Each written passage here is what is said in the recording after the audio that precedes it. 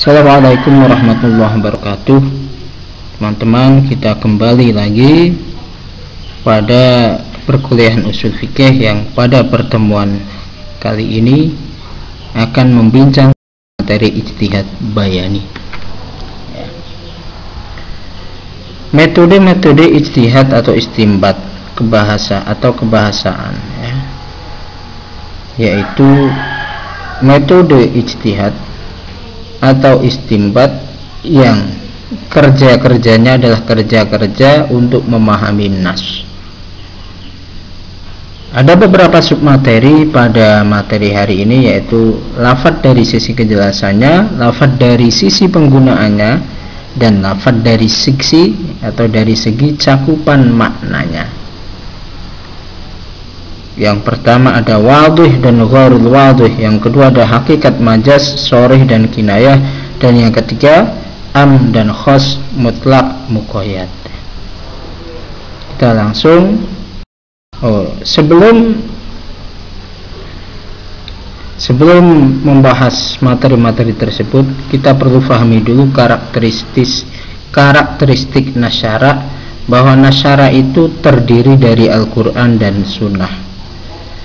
Al-Quran maupun Sunnah itu sama-sama berasal dari wahyu, berbahasa Arab, tapi yang membedakan kalau Al-Quran itu redaksinya sama, tidak ada Al-Quran versi A, versi B, tidak ada ya. Tapi kalau hadis itu bisa berbeda-beda. Menurut riwayat ini redaksinya seperti ini, riwayat yang lain mungkin redaksinya lain. Karena apa? Redaksi Al-Quran itu dari Allah, kalau redaksi hadis dari Nabi Muhammad. Al-Quran itu harus dicatat, sedangkan hadis tidak, sehingga para sahabat dalam menyampaikan hadis terkadang menggunakan redaksi yang berbeda. Ini yang membedakan antara Al-Quran dan Sunnah ya. Langsung ke submateri pertama, lafadz dari segi kejelasan artinya. Lafadz dari segi kejelasan artinya dibagi menjadi dua, yaitu al-wadihud dilalah dan ghair wadihud dilalah. Ada lafadz yang terang artinya dan lafadz yang tidak terang artinya. Wujud kejelasan makna dari suatu kata itu bervariasi dan bertingkat-tingkatnya. Dalam hal ini ada dua aliran mazhab, yaitu aliran Hanafiyah atau fuqaha dan aliran jumhur atau mutakalimin atau syafi'iyah.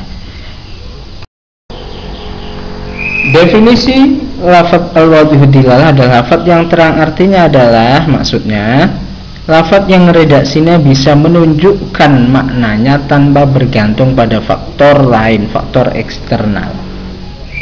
Dengan cukup membacanya kita sudah tahu artinya. Itu ya. Nah,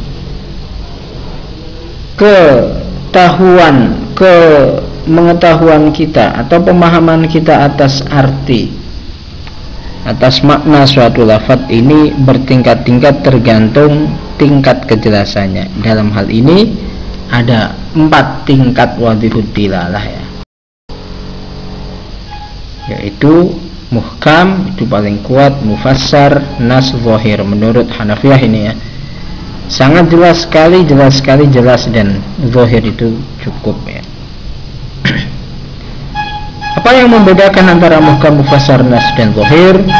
Kita akan lihat di slide berikutnya. Oke, pertama begini. Kalau Hanafiyah itu membagi 4, yaitu muhkam, mufassar, nas, dan zahir. Kalau Syafi'iyah itu membagi hanya 2, yaitu nas dan zahir. Muhkam dan mufassar itu disebut nas, kemudian nas dan zahir itu disebut dengan zahir, itu saja. Makanya kita bahas yang Hanafiyah saja, karena tinggal memasukkan saja ya. Kalau muhkam, mufassar berarti nas gitu. Kalau yang Syafi'iyah,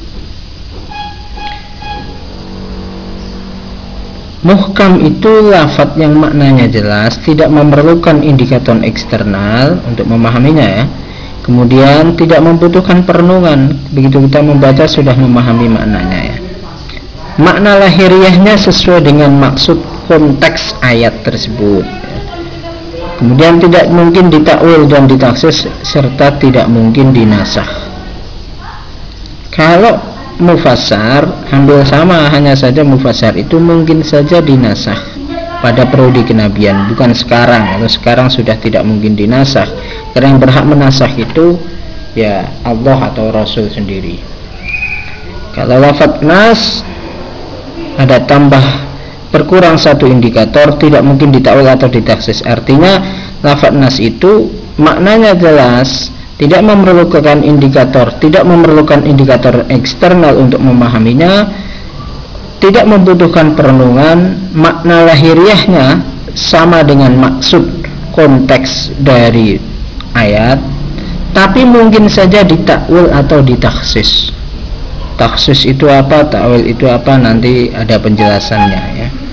Kalau zahir berkurang lagi satu indikator, makna lahiriahnya tidak sesuai dengan konteksnya. Agar lebih mudah memahami, kita baca contohnya, kita lihat contohnya ya. Contoh lafaz zahir adalah wa ahallallahu al-bai'a wa harrama riba. Al-bai', titik poinnya di al-bai'. Semua kita tahu al-bai' maknanya jual beli.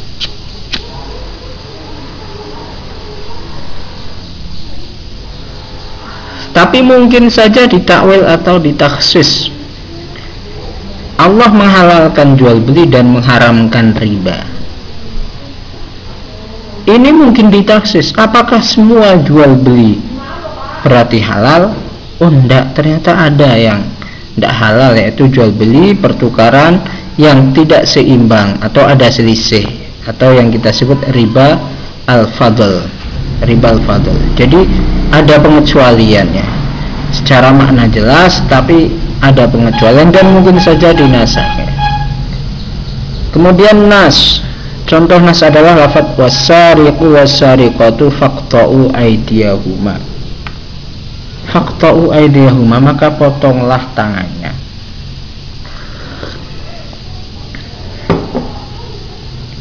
Ini juga jelas ya. Faqta'u itu jelas, dipotong tangannya. Tapi sampai mana? Motongnya sampai mana? Di sini masih ada pertanyaannya. Jadi zahir nas itu masih ada.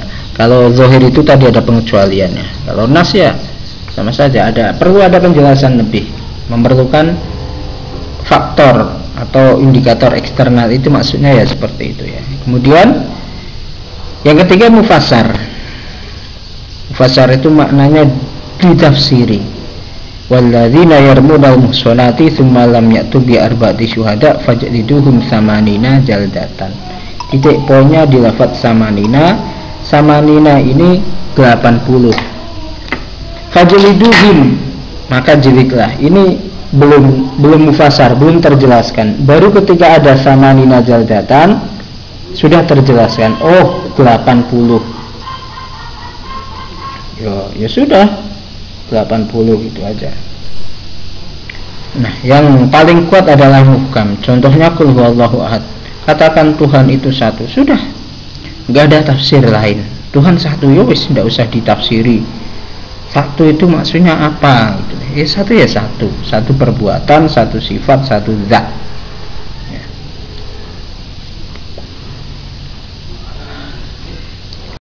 Dan hukumnya. Zahir dan nas, hukum al-hukmu zahir wan nas, hukum zahir dan nas itu wujubul amal ma'ihtimalit ta'wil. Wajib diamalkan, tapi perlu untuk menggali kemungkinan ditakwili. Ditakwili itu bentuknya ya bisa taksis, bisa pengecualian, bisa pembatasan dan sebagainya yang nanti akan kita lihat ya di slide selanjutnya ya. Kemudian hukum yang mufassar dan muhkam, wujubul amal ma'amtina'it ta'wil. Untuk mufassar dan muhkam itu wajib diamalkan tanpa ada kemungkinan untuk ditakwil. Tuhan itu satu, takwilannya seperti apa? Enggak ada takwil, satu ya satu. samanina 80. Takwilannya itu apa? Ya 80 itu aja. Wong angka kok ditakwil? Enggak kan? Nah, kebalikan dari lafaz wadih dilalah adalah lafaz al-ghair wadih dilalah atau khafiyud dilalah, lafaz yang tidak terang. Artinya menurut ulama Hanafiyah ini juga terbagi menjadi 4 tingkat, ya, yaitu khafi, muskil, mujmal, mutasyabih. Paling ringan ke samarannya khafi, nomor 2 muskil, nomor 3 mujmal, dan yang paling sulit mutasyabih.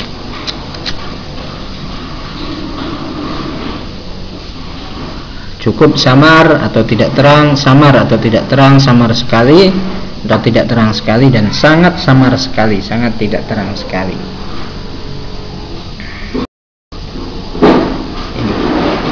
Ini yang membedakan antara khafi, muskil, mujmal, mutasyabih.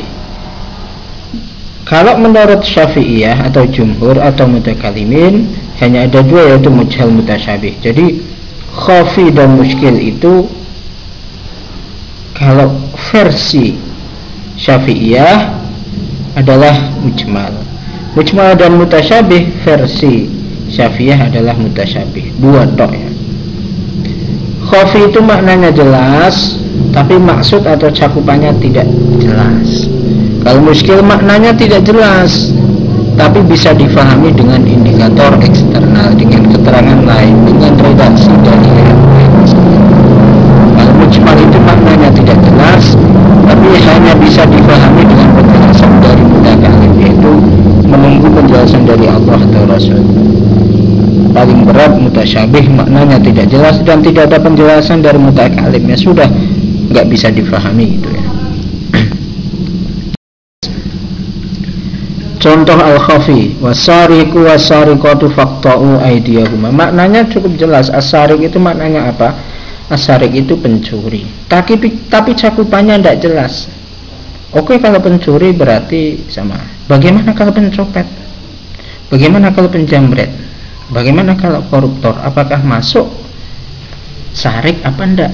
Karena sarik itu definisinya kalau dalam fikih orang yang mengambil pada tempat disimpannya suatu harta.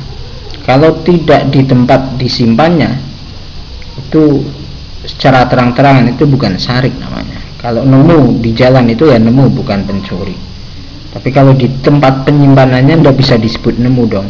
Saya nemu dompet di mana? Itu di mobil di situ, di dalam mobil ya tidak bisa. Dalam mobil itu kan namanya secara umum orang memahami naruh dompet di mobil itu ya biar tidak dicuri orang. Kalau diambil kok mengklaim nemu, itu yang ngawur ya.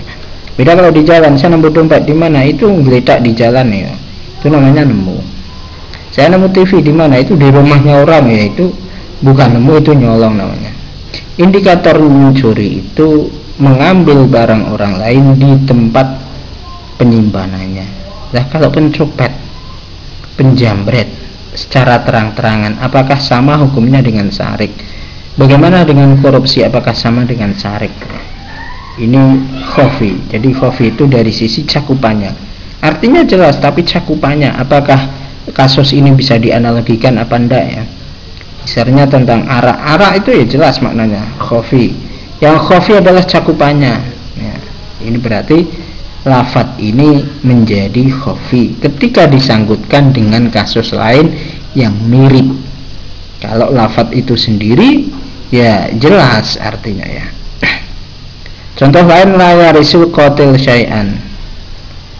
Orang yang membunuh itu tidak mendapatkan warisan dari orang yang dibunuhnya. Di sini tidak dijelaskan pembunuhan yang sengaja. Bagaimana kalau pembunuhan tidak sengaja? Nah, ini cakupannya yang tidak jelas ya.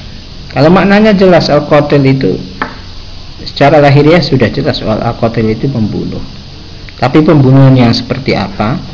Ini belum jelas. Maka al-qatil ini bisa masuk pada lafadz khafi. Tingkatan kesamaran nomor 2 adalah muskil. Wal mutallaqatu yatarabbasna bi anfusihinna thalathata quru. Lafadz quru ini lafadz yang mustarok, satu lafadz yang mempunyai 2 makna, yaitu haid dan suci. Baik masa haid maupun masa suci biasa disebut dengan quru. Maka lafadz salasata quru, quruknya ini berarti muskil, salasahnya berarti mufassar gitu ya. Oke, next. Yang ketiga al-mujmal.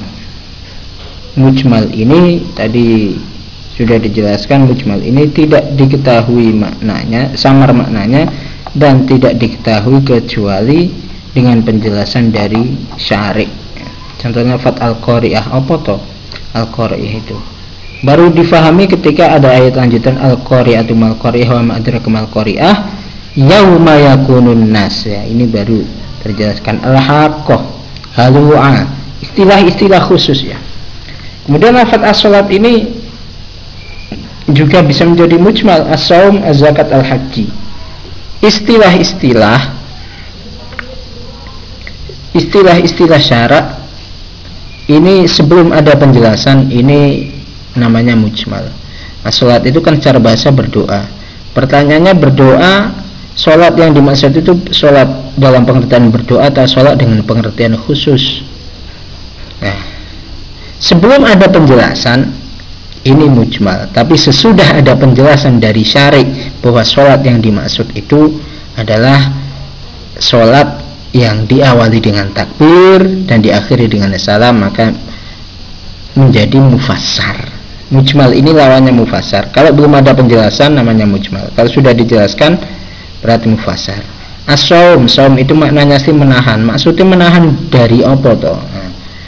Sesudah ada penjelasan dari hadis, maka bisa difahami as-shaum ini adalah puasa dengan pengertian khusus. Oleh karena itu, lafadz as-shalat, as-shaum, az-zakat, al-haji ini masuk mujmal sebelum ada penjelasan. Tapi sesudah ada penjelasan dari hadis, maka berubah menjadi mufassar. Ya. Dan yang terakhir adalah al-mutasyabih. Mutasyabih itu contohnya lafadz-lafadz atau huruf-huruf yang ada di awal-awal kalimat, awal-awal surat ya, maaf. Alif lam mim kaf ya ain shad dan seterusnya. Ini tidak bisa difahami. Allahu a'lamu bi muradih ya. Kemudian contoh yang lain, Ar-Rahmanu 'alal arsy istawa. Ar-Rahman itu Allah, istawa. Istawa itu maksudnya apa? Apakah duduk sebagaimana manusia apa-apa? Itu tidak ada pengertian, tidak ada penjelasannya.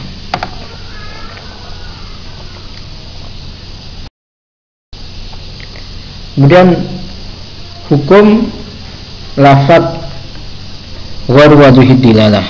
Pertama, lafadz khafi itu hukumnya wujub thalab, wajib mencari maksud artinya. Kemudian kalau muskil sama ya, wujubul bahsi wa ta'ammul fil ma'nal murad, wajib untuk mencari tahu dan merenungi, ngangen-ngangen, perenungan mendalam apa makna yang dikehendaki dari lafadz muskil ini ya. Kemudian al-mujmal at-tawaqquf fi ta'yinil murad. Kalau mujmal hukumnya sebelum mengamalkan, kalau belum ada penentuan maknanya, belum ada penjelasan, maka wajib tawakuf. Sholat yang dimaksud sholat doa apa sholat ibadah dengan pengertian khusus, ini menunggu penjelasan dari syari'. Yang keempat, al-mutasyabih. Dalam hal ini ada dua madhab dalam memahami mutasyabih. Madhab salaf at-taslim, pasrah, wallahu alam lah ya, gitu ya. Maksudnya ar-Rahmanu 'alal arsy istawa itu apa? Wallahu alam. Kalau madhab khalaf, aliran khalaf, at-ta'wil bima yulaimu tanazuhallah amma la yalik. Maka mentakwili sesuai dengan keadaan yang mensucikan Allah dari hal-hal yang tidak layak baginya. Nah, ada lagi aliran satu, aliran neo-zahiri yang memahami mutasyabih ini dengan pendekatan tekstual. Mereka ketika ada Ar-Rahmanu 'alal arsy istawa, ya berarti memang Tuhan itu ada jisimnya. Ini namanya kelompok Mujassimah ya. Yadullah, tangan Allah. Kalau kelompok salaf mbuh yang dimaksud apa? Kalau kelompok khalaf, oh yadullah itu maksudnya adalah kekuasaan Allah. Kalau kelompok Zahirah, yadullah itu ya tangan Allah dalam pengertian yang sebenarnya. Tangan ya tangan. Bentuk kaya apa ya mbuh pokoke Gusti Allah duwe tangan. Itu jari kelompok Neo-Zahiriyah, kelompok Wahabi ya maksudnya. Jadi di kelompok ulama jumhur nggak ada yang berpendapat seperti itu.